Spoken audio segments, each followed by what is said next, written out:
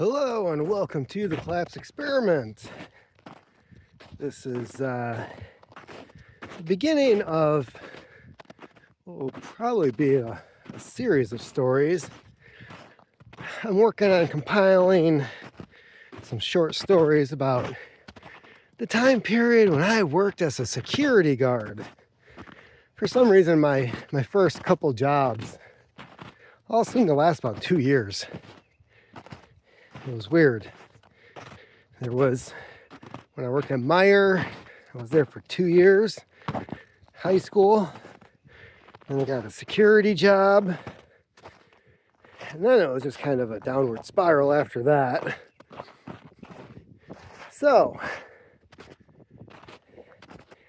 one of the stories that came to mind when I was thinking about doing this project was this guy that I worked with named Ed. So I had been working for, well, I don't think it's around anymore, Guardian Guard Services.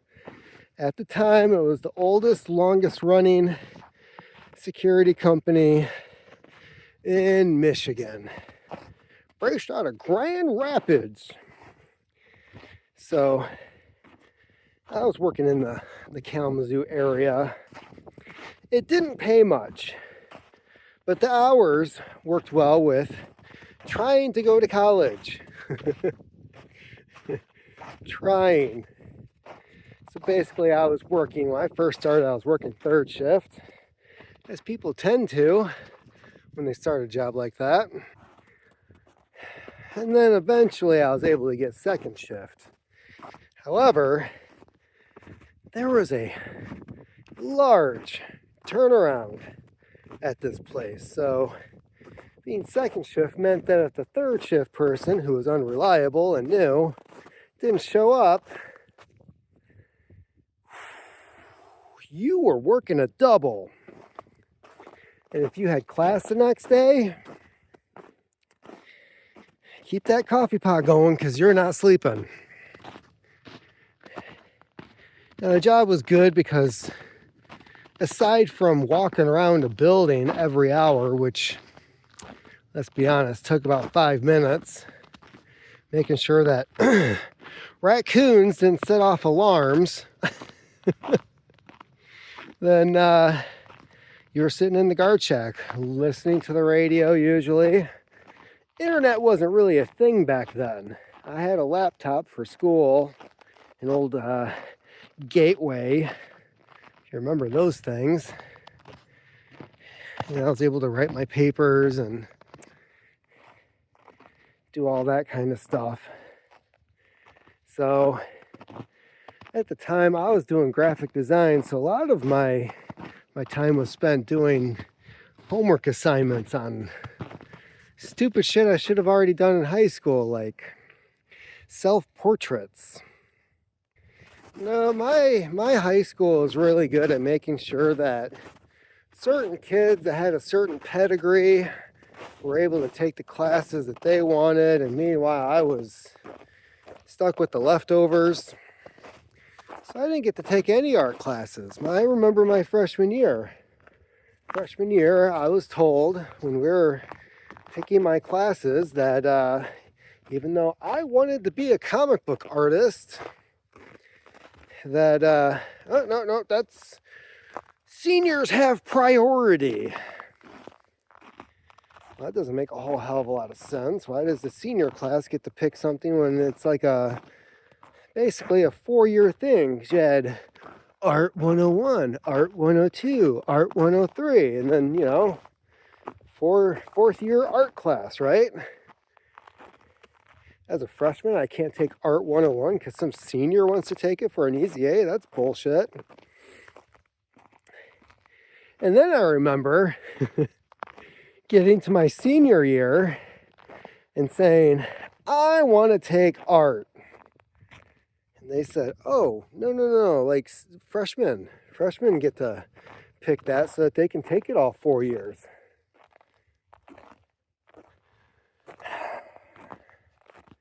So anyways, Ed, back to Ed. Got a little sidetracked there. This guy bragged about being a Marine. Really young, early 20s. I'm like, oh, you're in? He's like, no, medical discharge.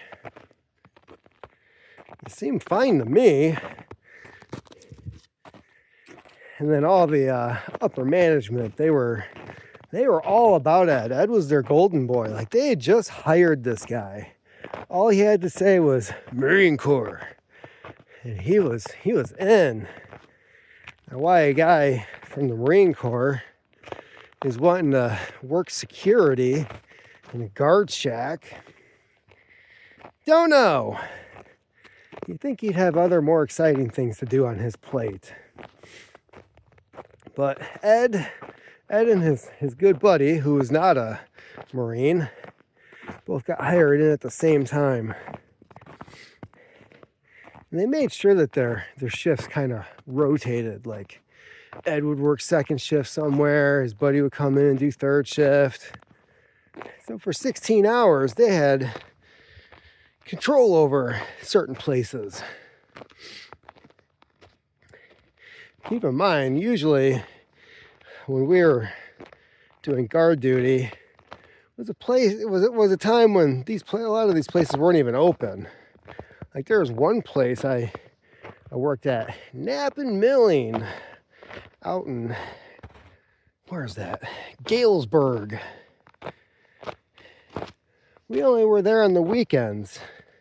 It was basically like fire prevention, making sure homeless people didn't go into the warehouse, because a lot of people don't know this, but processed flour is explosive, flammable. It will explode. I'd seen it in some John Woo movies, but that's John Woo. Come on, everything's explosive. So Ed gets hired in. He was one of those former military guys that was a big talker, always talking about his service. Well, there was one night where Ed was working the guard shack at Charles River. That place isn't around anymore either. It was a facility that raised and bred lab rats, sterilized rats. These rats were used for pharmaceutical companies like, wasn't Pfizer's. There's Pharmacia, Upjohn's before that. Zoos would also buy them because they could feed them to animals that relied upon them for a food source and they wouldn't get sick. And we would have these vans that would come in all hours of the night. 2 o'clock in the morning, 4 o'clock in the morning, the driver would pull in and say, like, got to pick up, I got to get this to Chicago by this time, got to be over in Iowa by this time. Like, they were going all over the place. It was crazy. I don't know how their DOT hours worked, but good Lord. So Ed's working one night, and this driver pulls in, and there's a raging party going on. There's a keg on the picnic table. There's like 20, 30 people there, several cars on company property behind the gate, not parked alongside the road. Oh no, they are in the facility. There's a boom box out, music's blasting. Ed goes into the guard shack to get the sign-in sheet, and the driver pulls up like, what the is this? And Ed's handing him the clipboard. He's like, hey, we're cool, right? We're cool? And the guy's like, yeah, sure. Next morning, after the place opens up, that driver calls Charles River and is like, hey, just so you know, this is what was going on last night. Management threw a fit. what the is this bull? So Ed and his buddy were fired. This is when they decided to actually do a background check. They were just taking him at his word. This is how good he was at bullshit. I don't know what it is about former military guys and their bullshit, but for some reason, people love eating their bullshit. That's why I appreciate the ones that were actually in that will look at somebody and go, you didn't serve. Yeah, dude. You were in, but you didn't do shit. Fuck you. You were a kitchen bitch, weren't you?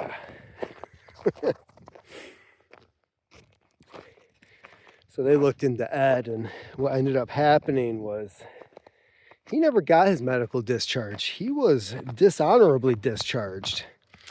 Ed never even made it through boot camp.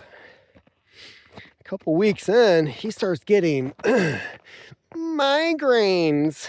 I just can't. My head hurts so bad.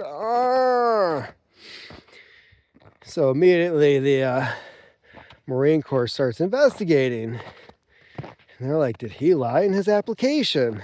Because he put down that he didn't have any known medical ailments. So they go to talk to his parents and they ask his mom, like, did he have a history of migraines? And her response was, well, I mean, if he's got a migraine now, he must have had them before. Dishonorable discharge. Meanwhile, Ed apparently was trying to fight for his benefits. And I'm thinking, like, you didn't even make it through boot camp, bitch. What do they owe you? Like, you didn't even finish the interview process. Like, part of the whole thing with boot camp is, what can we use these guys for? Well, that guy's fucking useless. He's out. Oh, yeah. That guy. Throwing parties on site while on the clock. Him and his buddy. That was why they would do the double shifts. And all of a sudden, I'm back over at Knapp and Milling because they were taking over on the weekends over there. Yeah, we'll do those shifts. And it was sold to me as like, hey, you'll get a weekend off. And I'm like, dude, that's fine. I'll take a weekend off. That's cool. Oh no, they were out in Galesburg throwing some keggers over at the mill. And even the mill was calling in being like, yeah, we got a bunch of like tire tracks and shit that shouldn't be here. Like, who was here this weekend? Like, they were noticing things. They know how their place operates. Why are there donuts in the parking lot? Gravel parking lot. Meanwhile, it was weird. That place was, they were trying to go like paramilitary, right? Whereas like, we want former military, we want people who are going into law enforcement, which they already had. There was one girl, my first night, so I show up, third shift. There was this girl that she was getting off her second shift. And we were supposed to overlap by half an hour so that, you know, the person that's being relieved can be like, well, you're going to have a truck coming in at this time. We had some issues with this. And so-and-so's ex-husband showed up at the gate, but that shouldn't be an issue overnight. Blah, blah, blah. That kind of shit. But me and her start talking. And she had just graduated from Western for getting her bachelor's degree in law enforcement. And she starts going on about how she doesn't even know if she wants to go into it now. She was dating this cop from Kalamazoo. They got into a fight like a couple weeks before. He refused to let her leave his place. He went outside, shot her car with his service piece. Cops are just people too. And I was like, what? She's telling me all this. And she's like, look at my car. And sure as shit, there were bullet holes in the hood of her car. And I was like, that thing still runs? And she's like, yeah, it didn't hit anything important. Like, so what happened? Oh, his co-workers showed up and told him that he needed to calm down and that she's not worth it and blah, blah, blah. And didn't fill out a report, domestic dispute, yada, yada, yada. And I was like, even after he shot your car? Like, how do you explain that to the insurance company? Can I have a police report? No. Well, why is that? Because it was a cop that shot the car. What?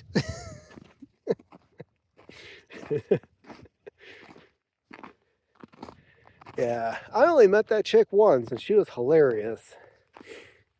She was, man, I couldn't tell what she was. Like, half black, half Mexican. I don't know. Like, she was kind of exotic looking. And she was going on about, like, hanging out at the gay bars, and she's like, oh my God, they're so much fun. And back then you had, like, the Zoo Bar, and you had Brothers. You had all these different places in town, because it was a college town, which meant that there was a lot of people that played on the same team who liked to hang out at the same places. She was telling me the story about how she's at the one of these clubs, and everybody's getting rowdy and shit, and she's like, I'm with a bunch of dudes who are into dudes. So of course, as a woman, you can do this, right? No one's gonna say shit to you when you just go and take your shirt off and you're topless out on the dance floor. Because I mean, that's kind of selling the vibe, right? So that's what she does. And she was going on about how, like, these gay guys are coming up going, I may not be into women, but oh my God, you have magnificent breast.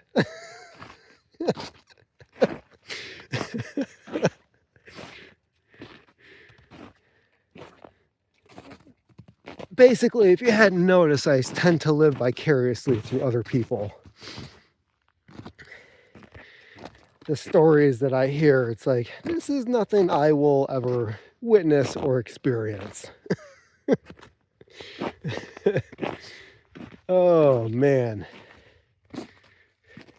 So yeah, that job was, there's a lot I could say about that job, but that's just two stories from 2 years of stuff that happened there. Good Lord. And you think it's going to be boring, right? I sit in a guard shack. Here, please sign the clipboard. Hello? Oh, wrong number. That's like 90% of it. Then there's your coworkers, which, again, they didn't do a background check on Ed.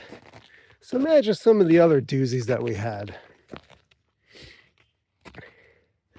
But no, that's a project that I want to do, and I'm kind of jotting down notes right now, because if you hadn't seen my letters to Harrison, Jim Harrison, if you're familiar with the writer slash poet, he started out as a poet.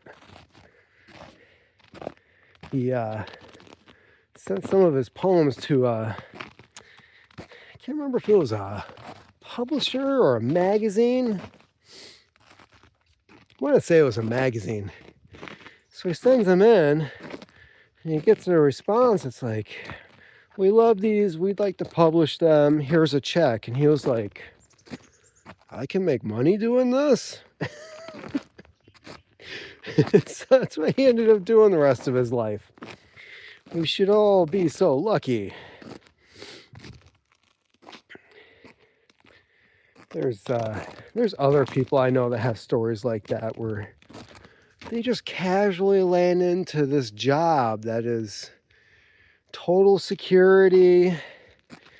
They don't really have to ever want for anything. I know Jim Harrison had some issues here and there financially, but that tends to happen with the alcohol slash Hollywood cocaine scene, as he put it.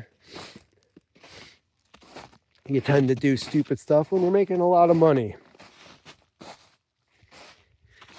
But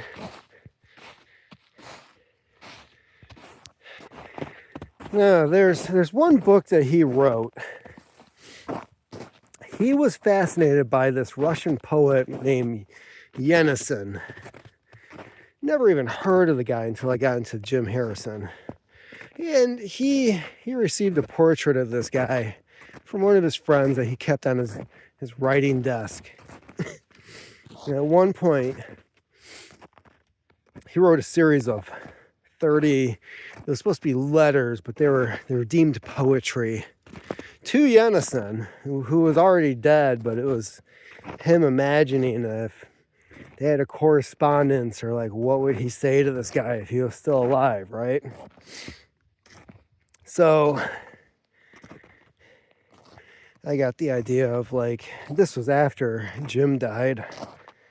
I was like, what would I say to him if he was still around? And, you know, learning or trying to be a writer. And so a couple years ago, I was doing a series of these, and I got up to like letter 12, and the original book had 30.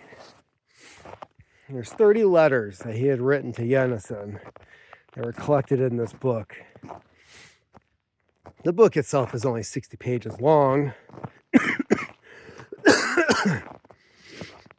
as you would expect, because how long is a normal letter anyways? Especially if you're trying to be poetic about it. So my goal was to have 30 letters, and currently I think I'm at like 19. But as I write those, they'll be posted on Substack. Eventually, at some point, there's certain things on Substack that I'm just going to have to remove because, or put behind a paywall, because if I put it in book format on like Amazon or such, why would anybody buy it if they can read it for free? But there's other stuff that, quite frankly, just never really sold.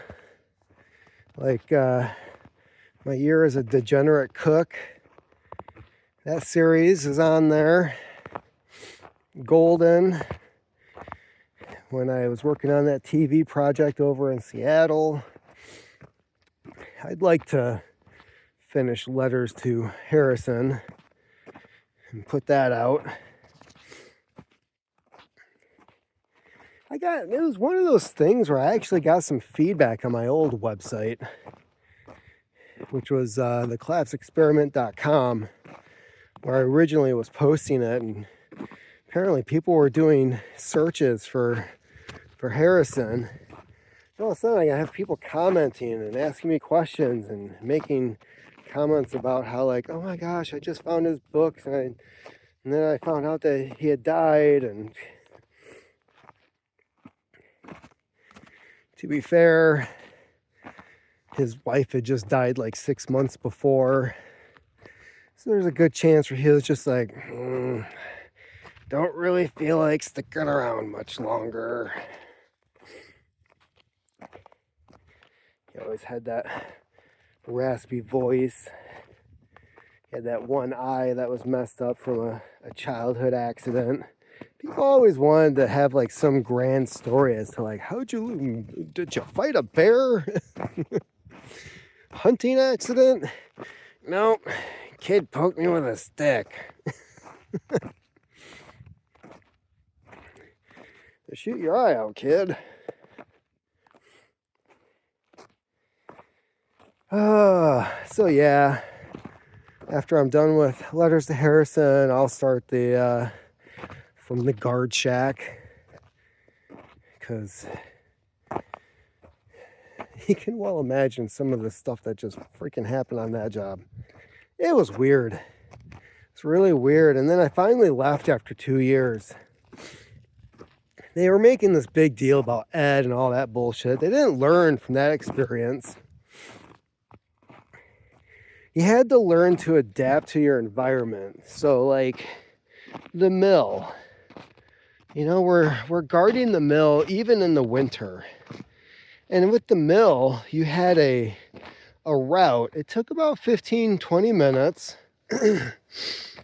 We had to walk around the entire facility, and you had this box with you with a clock on it, and inside the box was a tape, and you had to go to these different stations around the facility where they had a key that was attached to a fence or a building. You put that key in the box and you turned it, and it would stamp when you were at that spot on the tape. And every week somebody would take the tape out and look over it to make sure you were making your rounds, confirm that you were doing the thing that you were paid to be doing. And so in the wintertime, that was when polished leather shoes with really no traction didn't go well in like 2 to 3 feet of snow. Certain areas you've got snow drift, you've got areas that are just not shoveled. Staff isn't going to freaking do it. You're not paid to do it. Got these dress pants that don't do shit against the wind. You've got these security shirts, dress shirts, of course. And they never gave you a winter coat. It was a jacket. And the only thing they'll tell you was, you got to be in uniform, so if you want to stay warm, you need some long underwear. My experience, long underwear doesn't do shit. Not a goddamn thing. So at one point I got this wool, basically trench coat. It was nice and thick, covered most of my legs, kept the wind out. And then we weren't even given hats. Like, we weren't supposed to wear hats. It's weird. You always see security guards in movies wearing hats with like douchebag security. But no, we weren't allowed to wear hats. Meanwhile, it's negative 15 degrees out in the middle of the boonies. They started throwing a fit of like, you're not allowed to wear this. You're out of uniform. And I'm like, you do the 1 mile loop around here when it's negative 15 degrees at 2 a.m. with the wind blowing and a bunch of snow to wade through. You need to polish your shoes. You need to kiss my ass. And then they're starting to demand that, like, you basically had to have like a military crew cut. Your hair's too long. It's parted to the side. They basically want everybody to look like Timothy McVeigh. It's kind of messed up. Who also worked security after high school.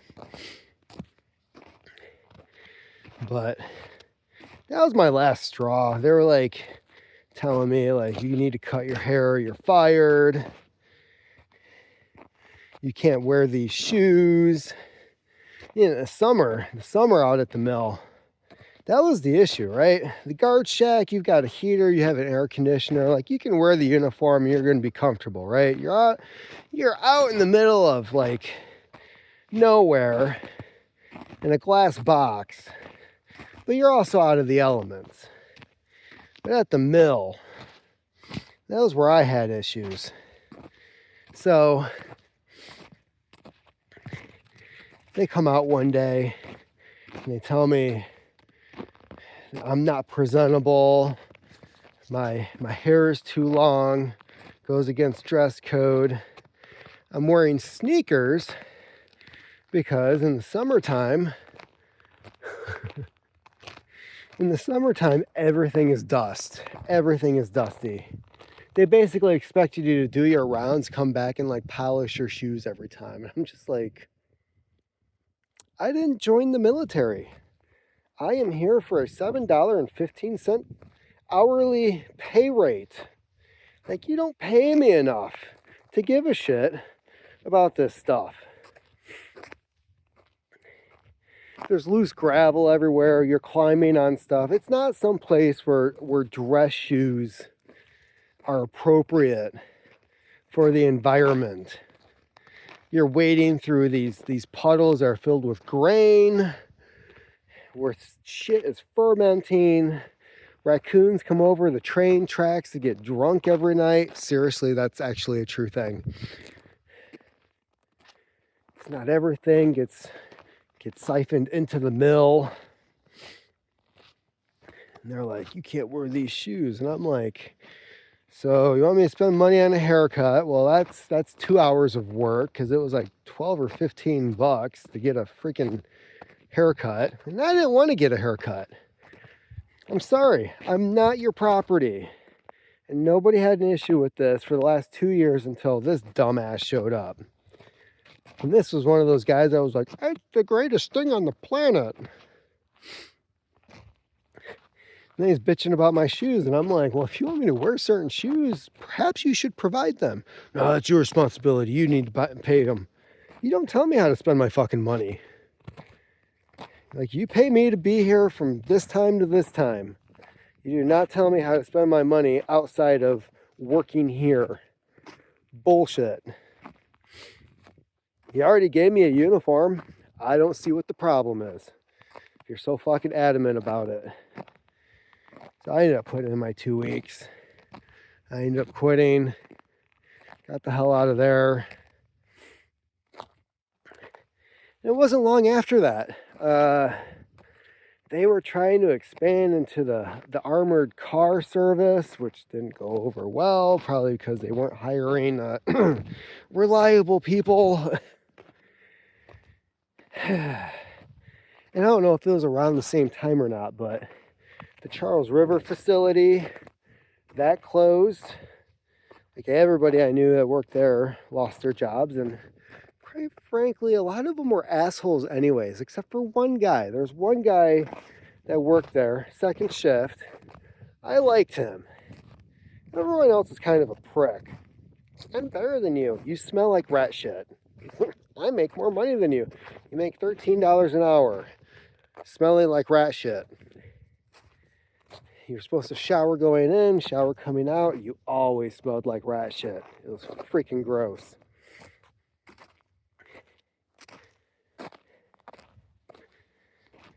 But then Guardian Guard Services went out of business. Just reading the paper going, not surprised. They had some doozies running that place. Holy shit. So anyways, that's what I've been up to. Plans for the future, things for Substack, future books coming out. I wrote 30 pages for Deadstream Swamp the other day. Actually, it was last night. I don't know. Wife and kids went out somewhere. I had like 3 or 4 hours to myself. Did a few other things, sat down at the laptop, started plugging away, and I was like, I know the ending of this book. I know exactly how this is going to end. I just kept on going. 30 pages. I don't know how many words or whatever that was, but I felt pretty damn good about it. Will I have it done by the time I reach 1,000 subscribers? Don't know. That's the goal. I'd like to have it done. I'm not going to rush it. Definitely still needs to be edited again after the fact. I've been trying to write clean, as some people put it. Like, no, I make sure I don't have any mistakes while I'm writing it. Bullshit.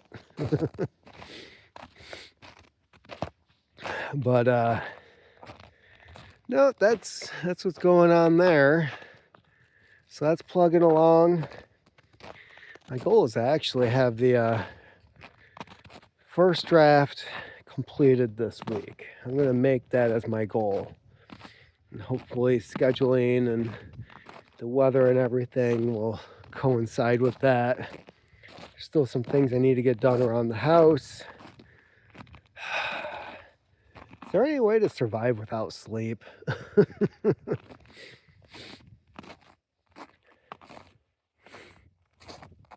I am finding that productivity is linked a lot to whether or not not just how many hours of sleep you get, but the quality of sleep that you get. And last night I actually got about 8 hours. Usually it's like 6 or 7. But I got I don't remember getting up at all at any point. Which means I probably had a nice deep sleep for the first time in a while. Workouts are back on schedule.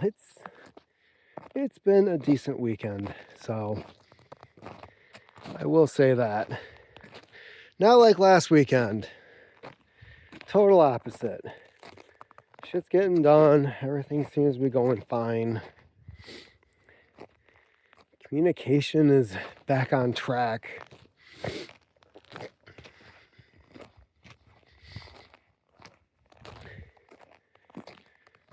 There's just not enough hours in a day. Keep on typing.